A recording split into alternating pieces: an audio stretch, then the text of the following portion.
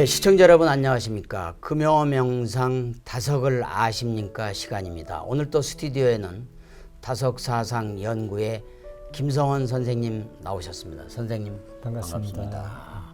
본격적으로 노자 도덕경 공부를 이제 길을 떠나게 됐습니다. 그래서 오늘은 노자의 도덕경의 제1장 이름할 수 없는 님이 하늘과 땅의 비롯이다 라고 돼 있는 다석 선생님의 해석을 먼저 읽어주시고 한 구절씩 풀이를 하도록 하겠습니다. 길 옳단 길이 늘 길 아니고 이를 만한 이름이 늘 이름이 아니라 이름 없어서 하늘 땅이 비롯고 이름 있어서 잘모네 어머니 무로 늘 하고잡 없어서 그 야무짐이 배고 늘 하고잡 있어서 그 돌아감이 보인다. 이 둘은 함께 나와서 달리 이르니 함께 일러 가마 또 가마미 묻 야무짐에 오래러라. 다석 선생님 글은 저도 많이 읽었지만 솔직히 말해서 이해가 잘 안 가거든요. 어렵죠. 한글 어렵죠. 같은 한글인데도 네. 이게 어려워서 유독 그렇습니다. 도덕경 쪽 얘기는 어려운 것 같아요. 그래서 그렇습니다. 제가 한번 일반적으로 이 제1장을 쉽게 풀이해 놓은 글을 한번 읽어드리겠습니다. 그러면 선생님께서 됐죠. 이제 우리 다석 선생님 거하고 한번 비교를 해주시면서 한 장씩 한 구절씩 풀이해 나가시면 좋을 것 같아요. 도가 말로 칭해질 수 있으면 진정한 도가 아니고 이름이 개념화될 수 있으면 진정한 이름이 아니다.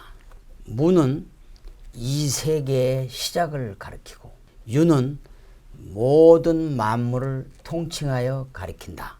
언제나 무를 가지고는 세계의 오묘한 영역을 나타내려 하고 언제나 유를 가지고는 구체적으로 보이는 영역을 나타내려 한다. 유와 무 이 둘은 같이 나와 있지만 이름은 달리 하는데 같이 있다는 그것을 현묘하다고 한다. 현묘하고도 현묘하구나. 이것이 바로 온갖 것들이 들락거리는 문이로다. 서강대학교 명예교수이신 그 최진석 교수님의 해석을 주로 참고해서 알려드렸는데요. 그러면 한 장씩 풀어보겠습니다. 첫 번째 구절은 그야말로 유명한 구절인데 그렇습니다. 도가도 비상도. 도를 도라고 하면 도가 아니다.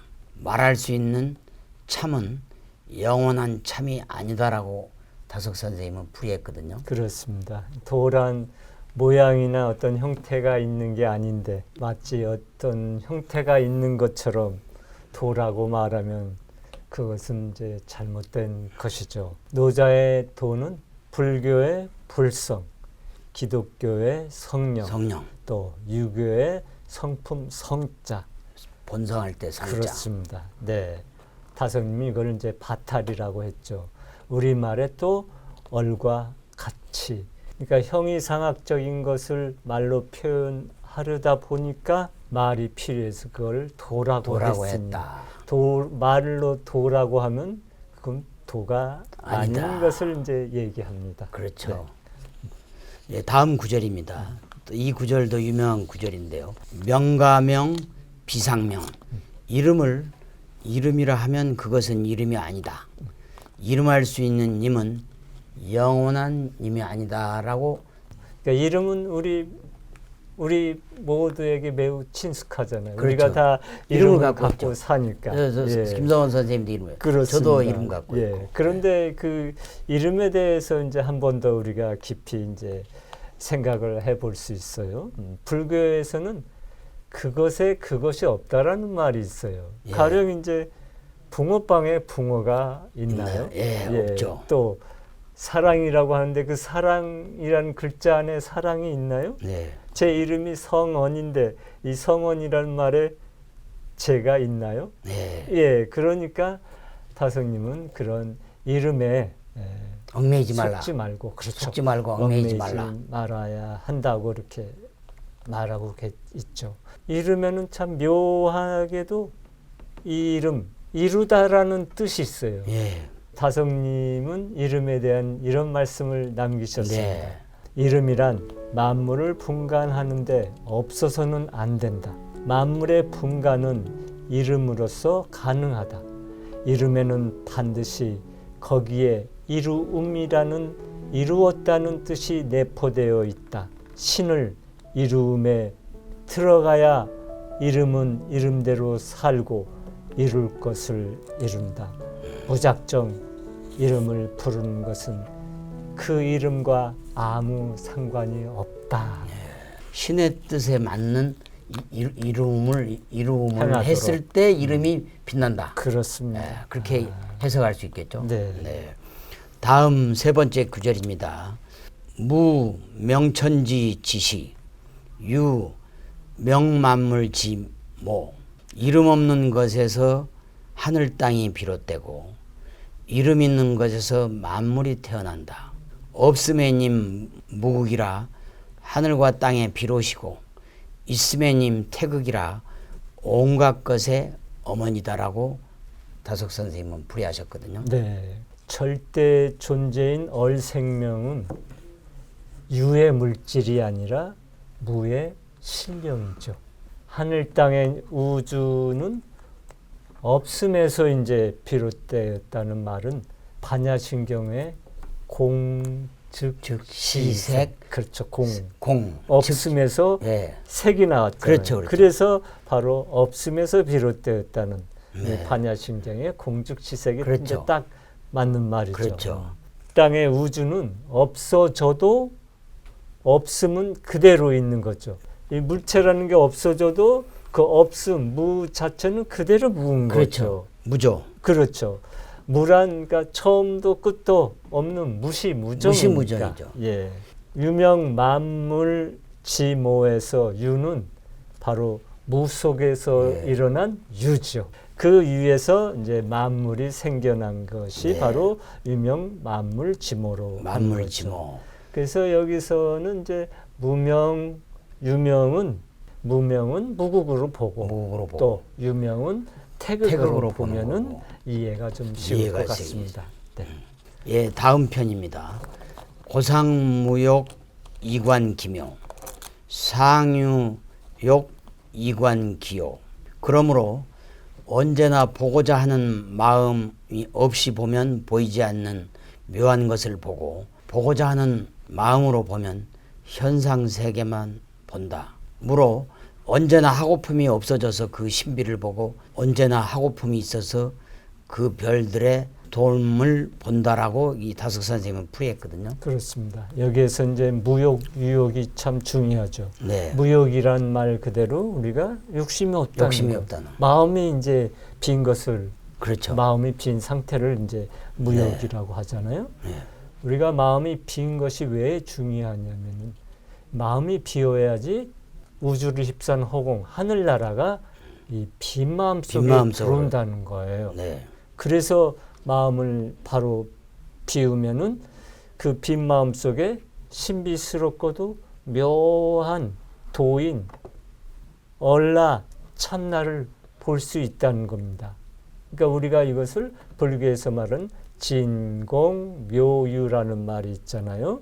진, 공, 참으로 공, 빈 곳에 묘한 것이 있어요. 빔이 그냥 아무것도 없는 것이 아니라 네. 그 빔 속에 바로 이 도가 그 참이 얼이 그 빔 속에서 충만하다는 겁니다. 그래서 이제 진공묘유라는 것이 됐죠. 네. 반면에 유욕이라는 것은 마음에 이제 욕심이 생기잖아요. 네. 욕심이 생기면 나라는 게 나타나요. 나를 내세우게 되죠. 그렇죠. 이기주의, 에고. 그렇죠. 자기가 이제 나타나는 것이 욕심이 이제 있어서 나타나는 것이죠. 예. 이것이 이제 에고가 딱 생기면은 원래 비어 있는 상태에 있는 도나 참이나 이 얼이 나타나질 나타날 않고 수가 없죠. 그렇죠. 에고가 자꾸만 자꾸 나타나는 나타나니까 그 욕심을 자꾸만 채우기 위해서 나타나게 되는 거죠. 그러니까 이 부분은 불교에서 말하는 삼독, 탐진치의 탐에 해당되는 거죠. 똑같은 얘기죠. 똑같은 거죠. 예. 예, 다음 구절입니다. 제가 읽겠습니다. 차양자 동출 이이명, 이 두 가지는 한 나옴 존재인데 달리 이름 부름이라. 여기에서 두 가지란 무와 유를 가리키는 것이죠. 그렇습니다. 무와 유를 이제 가리키면서 바로 무국과 태극을 가리키는 말하는 거죠. 예. 근데 상대 세계가 없는 절대 허공만이 이제 무국이고, 예. 상대 세계 유를 포함한 절대 허공을 이제 태극이라고 합니다. 태극이죠. 유가 있는 것은 태극이고 순수한 무만 있는 것은 이제 무국이다 이렇게 생각하면 돼요. 주돈이는 이제 태극도설에서 무국이 태극이다. 네, 무국이 태극이다. 그랬습니다.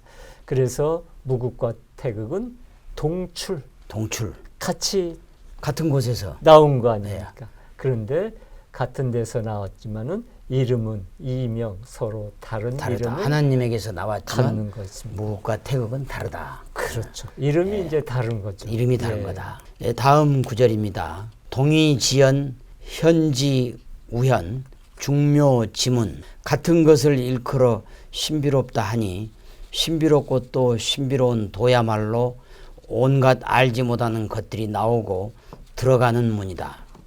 유무 함께 이르면 검님 하나님이다.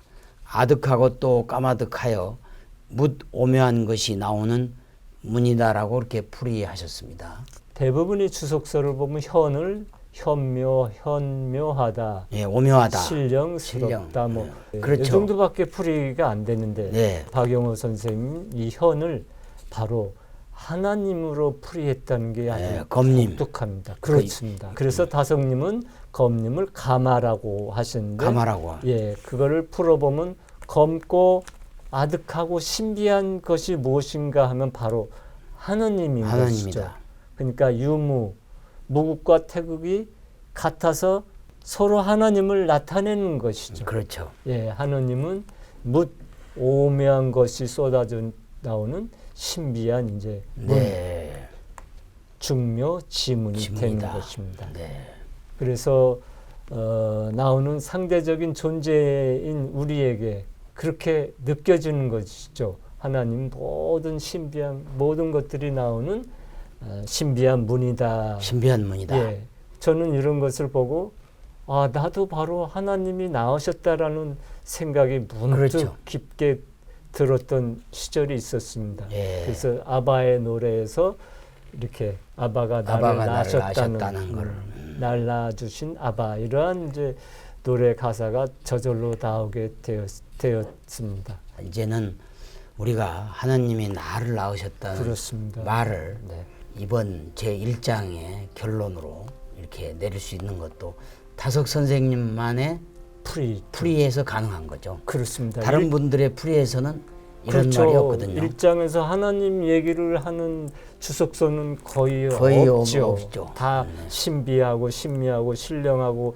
전부 다 현묘 이렇게 그냥 한글 풀이만 했죠. 그러니까 이제 다석 선생님의 제1장 풀이만 봐도 박영호 선생님의 그 노자와 다석이라는 이 책의 풀이만 봐도 결국은 성경 불경과 도덕경이 같다. 그렇습니다. 하나님의 말씀 그리고 하나님이 우리를 나를 낳으셨다는 결론에 이르게 된다는 거죠. 그렇습니다.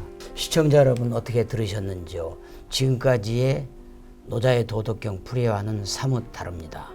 다음 제2장부터 또 다른 도덕경의 새로운 세계로 같이 들어가 보겠습니다. 한국이 낳은 20세기의 위대한 영적 스승 다석 유홍모 선생님의 말씀으로 힐링하는 주말, 힐링하는 하루 되시기 바라겠습니다. 대단히 감사합니다.